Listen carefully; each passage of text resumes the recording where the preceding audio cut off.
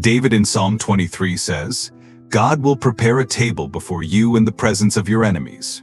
So that means God will not only make your wrongs right, but He will bless you in front of your enemies.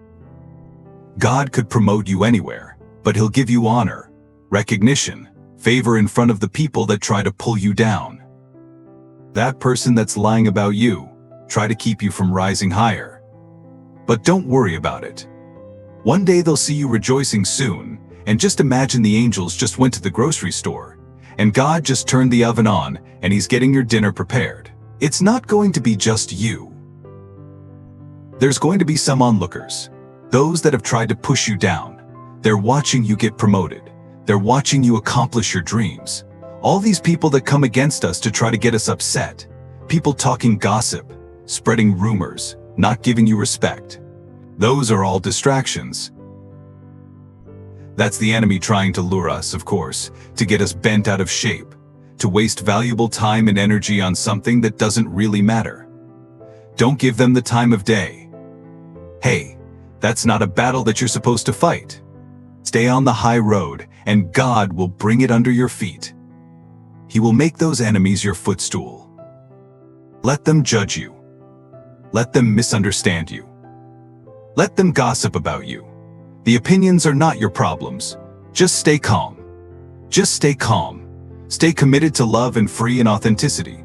No matter what you do or say, you don't doubt your worth or the beauty of your truth. Just keep shining. Like you always do. Let them say what they want. Focus on your goal, not on their taunts. Keep going. So no matter how bad things are right now, no matter how stuck you feel, no matter how many days you spent crying, no matter how many days you spend wishing things were different, no matter how hopeless and depressed you feel, you won't feel this way forever. Just keep going. Not everybody will be able to appreciate the good in you. Some people are too used to arguing and drama to value the simplicity of a good thing. So refuse to be offended. When people ignore or are mean or rude to you, they're simply revealing themselves. They're telling you what's within themselves and not what's within you. Don't waste words on people who deserve your silence. Sometimes the most powerful thing you can say is nothing at all. The Bible tells us that God will make your enemies your footstool. Because Psalms 23 verse 5 says, God will prepare a table before me in the presence of my enemies. Sometimes you need God-given enemies to elevate you to the next level of your calling. Psalms 110 verses 1-2. It says, The Lord said unto my Lord, Sit down at my right hand, until I make thine enemies thy footstool. The Lord shall send the rod of thy strength out of Zion. Rule thou in the midst of thine enemies. Whenever you're heavy laden with worries or cares weighed down by the yoke of the law, or in the midst of any enemy that is weighing you down, go to Jesus and you will find rest in Him. Rejoice, sit down and prop your feet up, because God has promised that He will deal with your enemies and make them your footstool. Isaiah chapter 54 verse 1-3. It says, Sing, go barren, you who have not borne, break forth into singing and cry aloud. You have not labored with child, for more are the children of the desolate than the children of the married woman, says the Lord. Number 2.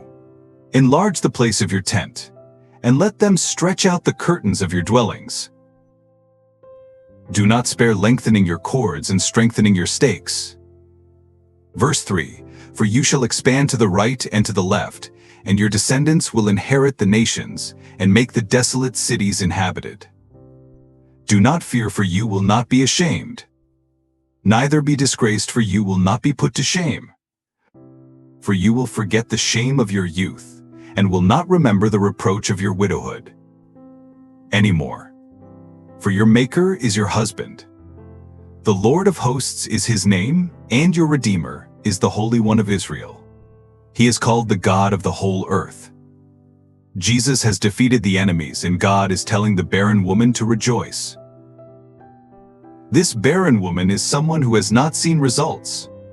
This is someone who has not seen signs of health in our body, or signs of abundance in her situation. Imagine what people would have been saying about her in-laws, her friends, and even her family. But God is saying here, sing now and prepare for your blessing and larger tent, and prepare for your growth. Do not spare. Expand your territory, and your descendants will inherit the nations. Keep the right perspective. This is what David did. He faced all kinds of enemies. And he said in Psalm 59, I will look down in triumph on all my enemies. Not some of my enemies, but all of my enemies. But now you may be facing situations that don't feel like they're under your feet yet. We're walking by faith and not by sight. You are more than a conqueror. Greater is he that's in you than he that comes against you. God has all the power, and if God be for you, who dare be against you? Change your perspective. You are not weak. You are full of power. The same Spirit that raised Christ from the dead lives on the inside of you. The same Spirit that raised Christ from the dead lives on the inside of you. The first place we lose victory is in our own thinking. And that's why, even though Goliath was practically twice the size of David, much bigger, stronger, and had more experiences, more equipment, the first David was not concerned. If David had looked at the situation in the natural of how his 3 elder brothers discouraged him and looked down on himself, even King Saul himself and the whole of Israel did not believe that he could defeat Goliath if he had thought about how much bigger, how much more experienced Goliath was. He would have never had the courage to face him, but he feared him.